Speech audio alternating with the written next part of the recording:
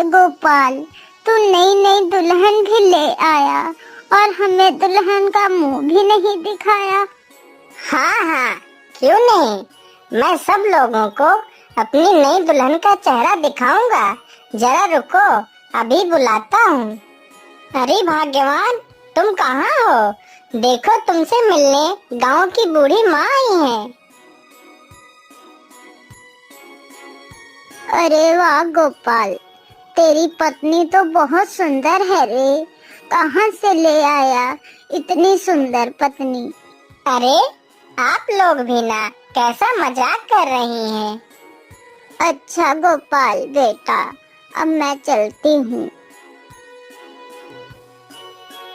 गोपाल पंडित इतनी सुंदर पत्नी पाकर बहुत ही खुश था। सुंदर पत्नी मिलने के चक्कर में उसने अपना काम धंधा भी बंद कर दिया था। वह दिन भर सिर्फ और सिर्फ अपनी पंडिताइन को ही देखता रहता था और पंडिताइन अपने पंडित को देखती रहती थी। इसी प्रकार कई दिन गुजर जाते हैं। अरे मंगत भैया, ये गोपाल पंडित तो गांव में दिख ही नहीं रहे हैं। कहाँ चले गए हैं पंडित जी? अरे किशन दादा, पंडित जी तो अब घर से बाहर ही नहीं निकलते हैं, क्योंकि उन्हें इतनी सुंदर बीबी जो मिल गई है। अरे भैया, ये क्या कह रहे हो? अगर ऐसा ही रहा तो पंडित जी तो भूखों मरने लगेंगे। चलो चलकर देखते हैं।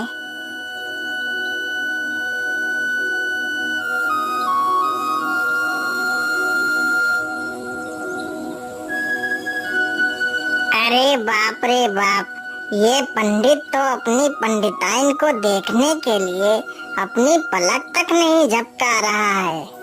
हाँ हाँ, जरा उधर भी तो देखो, पंडिताइन भी कुछ कम नहीं है। अरे सुनो, हमें इसकी खबर राजा को देनी ही पड़ेगी, नहीं तो ये दोनों ऐसे ही भूखे मर जाएंगे।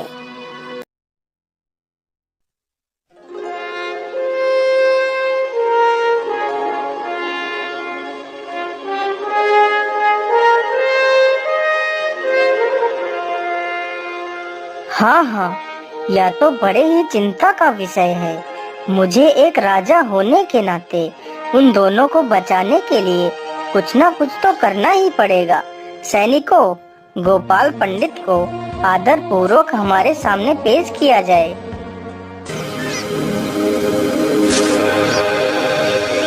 महाराज, आपने हमें याद किया। बोलिए महाराज, क्या आज्ञा है हमारे लिए? पंडित जी, हमारी बड़ी राजकुमारी के लिए हमें योग्य वर नहीं मिल रहा है।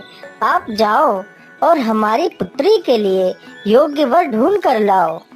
महाराज क्षमा कीजिए, लेकिन मैं अपनी पंडिताइन को छोड़कर कहीं नहीं जा सकता। मैं अपनी पंडिताइन को अकेला नहीं छोड़ सकता। तुम्हारी इतनी हिम्मत कि तुम अपने राजा की आज्ञा का उल्लंघन करो? तुम्हें पता भी है तुम्हें इसका दंड भी मिल सकता है। महाराज, आप मुझे कोई भी दंड दे दीजिए, लेकिन मैं अपनी पंडिताइन को अकेला छोड़कर कहीं नहीं जाऊंगा। यदि मेरी पंडिताइन को कुछ हो गया तो मैं क्या करूंगा?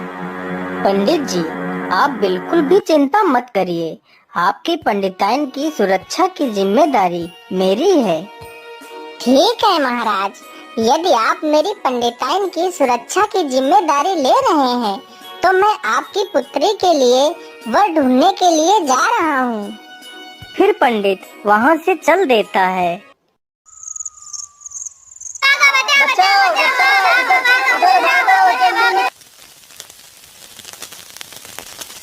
अरे गांव के तो सभी लोग आ गए, लेकिन पंडिताइन तो अभी भी नहीं आई है। हाँ हाँ भैया, पंडिताइन तो अभी भी नहीं आई हैं। जल्दी चलो, नहीं तो कहीं पंडिताइन को कुछ हो गया तो पंडित भी मर जाएगा।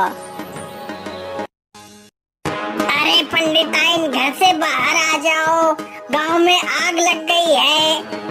अरे पंडिताइन, घर से बाहर आ जाओ, घर में आग लग गई है। पंडिताइन चुपचाप घर के अंदर बैठकर पंडित की तस्वीर देखती रहती है और तस्वीर देखते देखते ही जल जाती है और जलकर उनकी मृत्यु हो जाती है।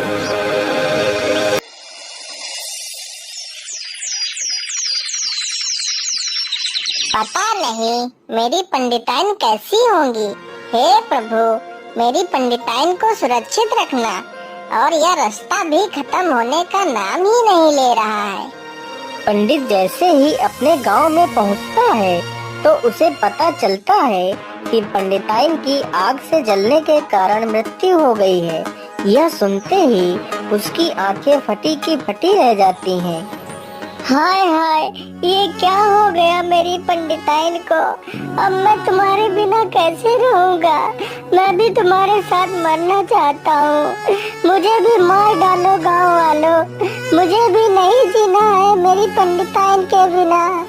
महाराज, आपने कहा था कि आप मेरी पंडिताइन की रक्षा करेंगे, लेकिन मेरी पंडिताइन तो मृत पड़ी है। महाराज, ये कैसी सुरक्षा है आपकी। महाराज, मुझे भी मार डालो।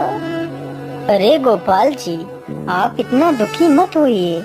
जो हुआ उसे तो मैं नहीं बदल सकता, लेकिन मैं तुम्हारा दूसरा विवाह करवा देता हूँ।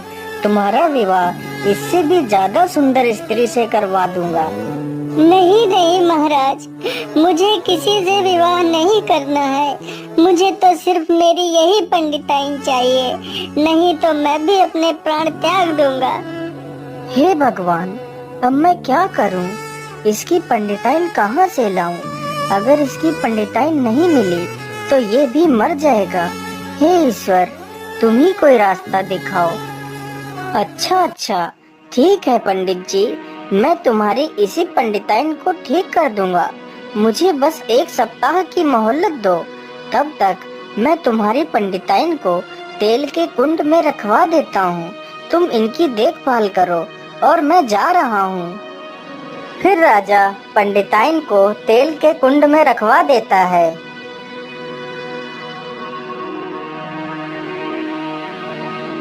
राजा अपने घोड़े पे सवार होकर निकल पड़ता है।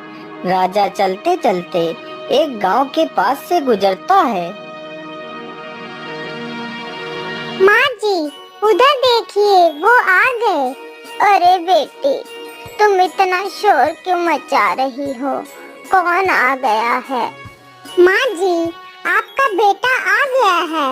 उधर देखो, उस घोड़े पे जो सवार है वही तो है आपका बेटा। हाँ बेटी, तुम ठीक कह रही हो, यह तो मेरा ही लाल है। बेटा, तूने आने में इतना समय क्यों लगा दिया? तेरी माँ तो तेरे वियोग में रो रो कर अंधी हो गई है और तू अब आया है। बेटा, तूने बहुत रुलाया है हम दोनों को। अब मैं तुझे कहीं नहीं जाने दूंगी। अरे माता जी, आप कौन हो और आपने इस प्रकार मेरा रास्ता क्यों रोका हुआ है? कौन है आपका बेटा? अच्छा बेटा, तो तू अब अपनी बूढ़ी माँ को भी भूल गया है। नहीं माता, आपको जरूर कोई गलतफहमी हो गई है। मैं आपका बेटा नहीं हूँ। मैं तो राजा विक्रमादित्य हूँ। क्षमा कीजिए महाराज, मेरी आंखें तुम्हें देखकर धोखा खा गईं। मेरा पुत्र भी हूबहू तुम्हारी शक्ल का ही था। लेकिन माँ जी, आपका बेटा कहाँ है? बताइए मुझे। महाराज, मेरा एक ही पुत्र है और यह औरत उसकी पत्नी है। मेरा पुत्र कलिंग राज्य के राजा के यहाँ नौकरी करता है।